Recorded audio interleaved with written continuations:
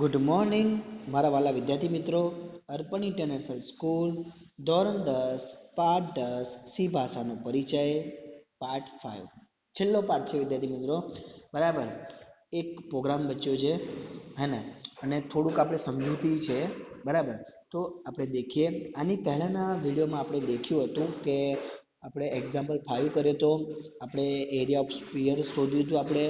બરાબર ને, અને આપણે બધા ASCII બી એની વેલ્યુ બી દેખી હતી આપણે, બેકસ્લેશ કેરેક્ટર્સ બી આપણે દેખ્યા હતા હે ને. તો આ બધાની આપણે ચર્ચા કરી હતી વિદ્યાર્થી મિત્રો. તો હવે આપણે પ્રોગ્રામ દેખવાનું છે અને જીસીસી વિશે બી આપણે ચર્ચા કરવાની છે. તો ચલો દેખીએ આપણે કોની સાથે, નિતેશ સર સાથે. પહેલું દેખો વિદ્યાર્થી મિત્રો, આ એક પ્રોગ્રામ છે તમારો, calculate the square root of given number. બરાબર, એટલે કે program to calculate the square root of a given number. અહીંયા આપણે શું ફાઇન્ડ આઉટ કોણ છે, આપણે સ્ક્વેર રૂટ ફાઇન્ડ આઉટ કોણ છે. શું ફાઇન્ડ આઉટ કોણ છે આપણે અહીંયા, સ્ક્વેર રૂટ. બરાબર, તો જો જ્યારે બી આપણે આ રીતે સ્ક્વેર રૂટ ફાઇન્ડ આઉટ કરવાનું હોય એટલે આ એક પદાર્થ મેક્સનો થઈ ગયો. એટલે તમારે જો hash include stdio dot h, હવે hash include math METH math dot h, તમારે બે વસ્તુ જોઈન થઈ ગયું અહીંયા. પછી આ શું થયું છે તમારું કીવર્ડ int ડોટ મેઇન, પછી કર્લી બ્રેકેટની અંદર ડબલ નંબર અને રિઝલ્ટ. શું આવશે, ડબલ નંબર. અહીંયા આપણે ડબલ નંબર લઈશું અને રિઝલ્ટ. બરાબર, પછી આપણે શું કરીશું, નંબરને પ્રિન્ટ કરાવીશું. અહીંયા નંબરને આપણે શું કરાવીશું, પ્રિન્ટ. અહીંયા તમે કોઈ બી નામ લઈ શકો છો. બરાબર, હા, તો અહીંયા આપણે શું કરાવીશું, પ્રિન્ટ કરાવીશું આપણે. બરાબર, કોને, enter the value of number, જે નંબર છે આપણે એને શું કરાવીશું, પ્રિન્ટ કરાવીશું. પછી એને સ્કેનએફ કરાવીશું. તો સ્કેનએફમાં દેખો પર્સન્ટેજ, અહીંયા LF શું લીધું છે અહીંયા, percentage LF and number, percentage LF and number. અને મેં તમને પહેલાં કીધું હતું કે આપણે અગર રિઝલ્ટ જોઈએ છે તો સૌપ્રથમ શું આવી હશે, અહીંયા રિઝલ્ટ આવી હશે.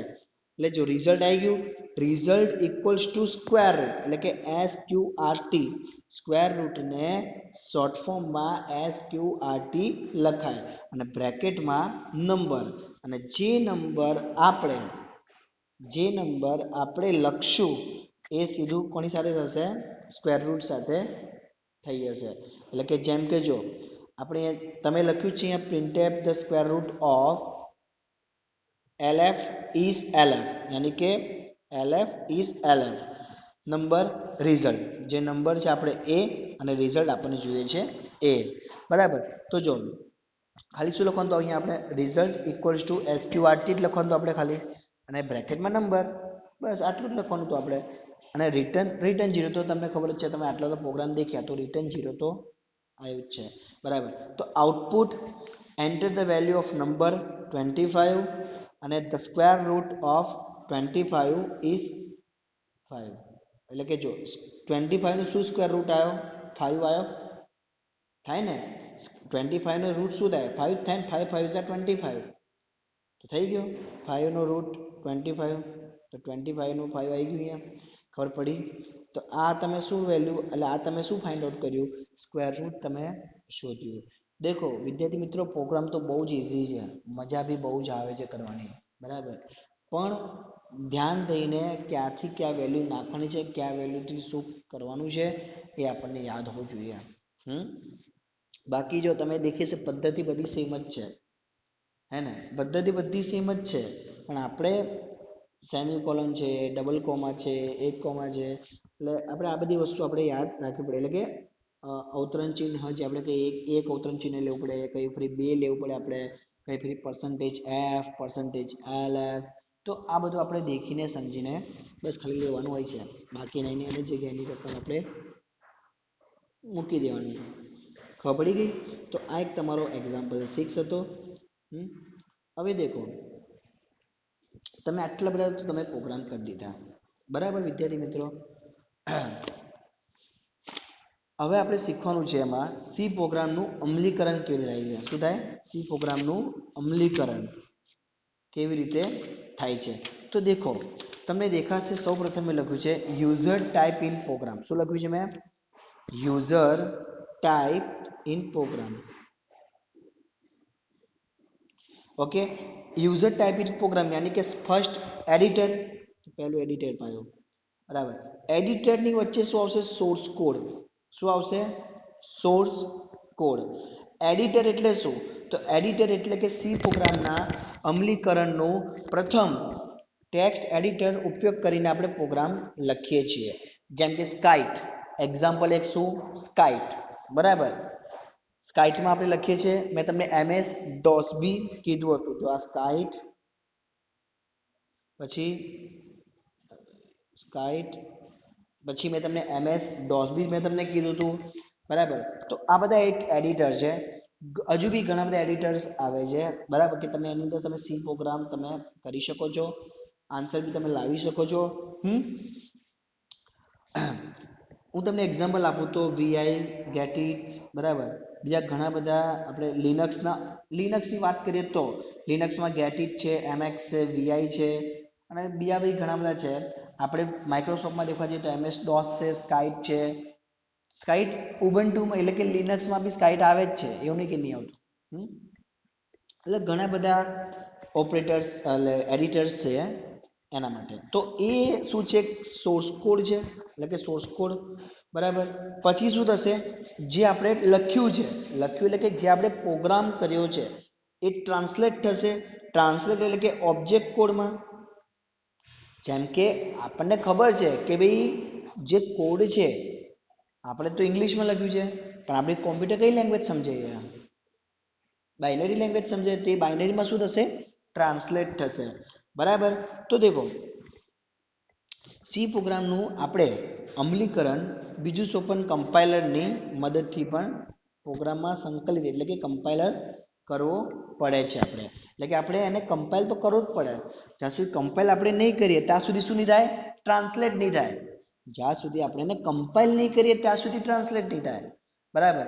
અને ટ્રાન્સલેટ થવામાં, અગર ટ્રાન્સલેટ થવામાં એરર આવે તો આપણને શો તો કરે જ છે, ખબર પડી? એ રીતે. તો અહીંયાથી એડિટરમાંથી એડિટર કરી લીધું, આપણે કોડ નાખી દીધો, પછી શું થશે? ટ્રાન્સલેટ થશે. ટ્રાન્સલેટ થઈને બરાબર, એ ટ્રાન્સલેટ થઈને કઈ જગ્યાએ આવશે? ટ્રાન્સલેટ થઈ ગયું. ટ્રાન્સલેટ એટલે કે એ બાઇનરી લેંગ્વેજમાં ટ્રાન્સલેટ થઈ ગયું. પછી લિંકર પાસે આવશે. શેની પાસે આવશે? લિંકર પાસે. લિંકર શું કરશે? એક્ઝિક્યુટેબલ કોડ બરાબર, એક્ઝિક્યુટ કરશે કોડને. એટલે કે આ જે થર્ડ આવ્યું ને એ ત્રીજું લિંકર એટલે કે ત્રીજું સોપન લિંકર કહેવાય છે બરાબર. આ શું? ઓબ્જેક્ટ કોડ સાથે લાઇબ્રેરી ફાઇલનું બી જોડાણ કરવાનું કામ કરે છે. શેનું કામ કરે છે આ લિંકર? કે ઓબ્જેક્ટ કોડ સાથે લાઇબ્રેરી ફાઇલનું જોડાણ કરવાનું કામ કરે છે. લાઇબ્રેરી ફાઇલનું જોડાણ કરીને એક્ઝિક્યુટેબલ પ્રોગ્રામ કે એક્ઝિક્યુટેબલ કોડ શું કરે છે? તૈયાર કરે છે. એક્ઝિક્યુટેબલ કોડ કે એક તો એક્ઝિક્યુટેબલ પ્રોગ્રામ એક રેડી કરે છે. જેમ કે મેં તમને કીધું ને કે એ રીતે એ કામ કરે છે. એટલે કે શું થશે? એક્ઝિક્યુટેબલ કોડ કે પ્રોગ્રામ રેડી થઈ ગયો એના પછી લોડર. એના પછી શું થશે? લોડર. દેખો અહીંયા છે લાઇબ્રેરી ફાઇલ. મેં તમને કીધું ને કે લાઇબ્રેરી ફાઇલ અને શેનું જોડાણ કરે છે? ઓબ્જેક્ટ કોડનું જોડાણ કરે છે. જોડાણ કરીને સાથે ઓબ્જેક્ટ કોડ સાથે લાઇબ્રેરી ફાઇલનું જોડાણ કરીને એક્ઝિક્યુટેબલ પ્રોગ્રામ અને એક્ઝિક્યુટેબલ કોડ તૈયાર કરે છે બરાબર. પછી આવશે ક્યાં? કઈ જગ્યાએ? લોડરમાં આવશે. લોડર એટલે કે ચોથું એટલે કે છેલ્લું તબક્કો બરાબર. પણ આ શું કરે છે? આપણને પરિણામ દર્શાવે છે. પરિણામ એટલે કે જે આપણે કોડિંગ કર્યું છે બરાબર, એ પછી મેં તમને કીધું ને હમણાં કે ભાઈ ધીસ વેલ્યુ ઇઝ 52. તો વોટ ઇઝ આપણે જે રીતે લખીએ છીએ કે this sphere is value percentage f then percentage is percentage f. એટલે આપણને પર્સન્ટેજની વેલ્યુ મળી હશે અને આપણને અહીંયા શું મળી હશે? પર્સન્ટેજની આપણને ઓલી સાઈડ એનો પરિણામ મળી હશે આપણને. એટલે આપણે સ્ક્વેર રૂટ શોધવું હોય, સર્ક્યુમફેરન્સ આપણે શોધવું કે આપણે કઈ બી શોધવું હોય વસ્તુ, તો આપણને ઇઝી પડે છે. ખબર પડી વિદ્યાર્થી મિત્રો? એટલે આ રીતે આખું તૈયાર થાય છે માળખું. પહેલા એડિટર શું કરશે? સોર્સ કોડ રેડી કરશે, પછી ટ્રાન્સલેટ થશે, ટ્રાન્સલેટ થયા પછી ઓબ્જેક્ટ સાથે એટલે કે લિંકર સાથે આવશે, બરાબર? એટલે કે ટ્રાન્સલેટ પૂરું થઈ ગયું પછી ઓબ્જેક્ટ કોડ અને લાઇબ્રેરી ફાઇલ એ બંને શું કરશે? એક્ઝિક્યુટેબલ કોડ કે પ્રોગ્રામને રેડી કરશે. રેડી થયા બાદ જે બી આપણો ડેટા છે, એટલે કે જે બી આપણું શું કહેવાય એક્ઝિક્યુટેબલ કોડ છે, એનું આપણને છેલ્લું પરિણામ મળશે, એટલે કે આપણને રિઝલ્ટ મળશે. ખબર પડી? એટલે છેલ્લે જે આપણે રિઝલ્ટ મળે છે ને એ મળશે. હવે વિદ્યાર્થી મિત્રો લાસ્ટ ટોપિક આ ચેપ્ટરનો આપણે દેખીએ, કમ્પાઇલર. બરાબર? કમ્પાઇલર. ઓકે, કમ્પાઇલર એટલે શું? બરાબર, તો કમ્પાઇલર એટલે કે અનુવાદને ટ્રાન્સલેટ કરવું. કમ્પાઇલર એટલે શું કહેવાય? અનુવાદને ટ્રાન્સલેટ કરવું. બરાબર. આપણે અહીંયાની આપણે જે એટલે કે આ ચેપ્ટરની આપણે વાત કરીએ તો ચેપ્ટરની અંદર કઈ છે? જીસીસી નામના કમ્પાઇલરનો ઉપયોગ કરીશું આપણે. શાનો ઉપયોગ કરીશું આપણે? જીસીસી. શાનો ઉપયોગ કરીશું આપણે? જીસીસી કમ્પાઇલરનો આપણે ઉપયોગ અહીંયા કરીશું. કમ્પાઇલરનું ફૂલ ફોર્મ શું છે? તો ગન કમ્પાઇલર કનેક્શન. શું છે એનું full form? Gun compiler collection. બરાબર, ગન કમ્પાઇલર કનેક્શન. હવે જીસીસી યુનિક્સ લિનક્સના આધારિત એટલે કે ANSI સી કમ્પાઇલર છે. જીસીસી યુનિક્સ અને લિનક્સ આધારિત ANSI સી કમ્પાઇલર છે. એટલે કે બે છે, એક જીસીસી છે અને બીજું કયું છે? ANSI.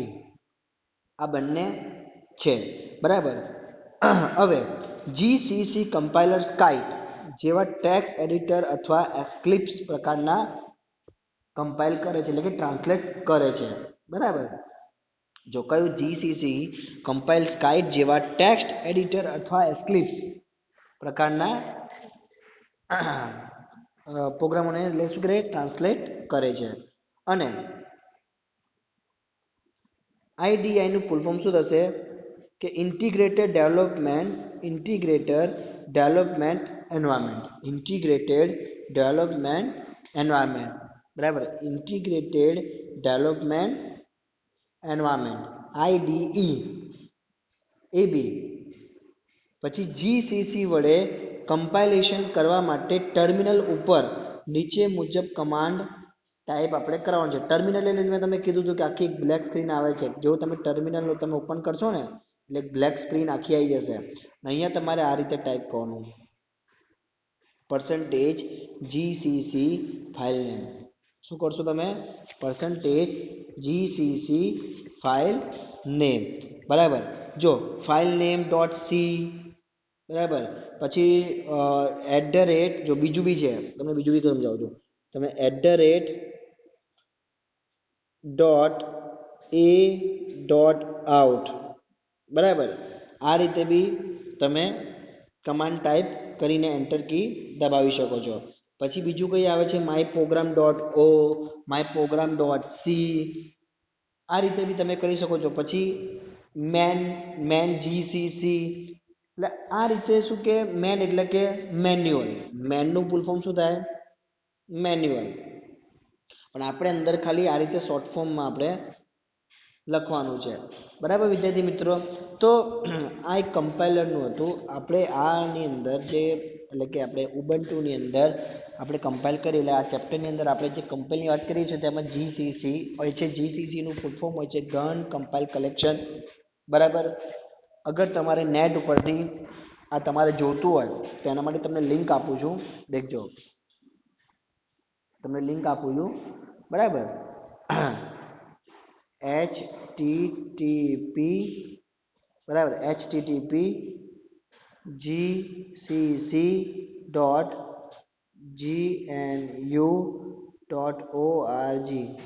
બરાબર. આ લિંક છે.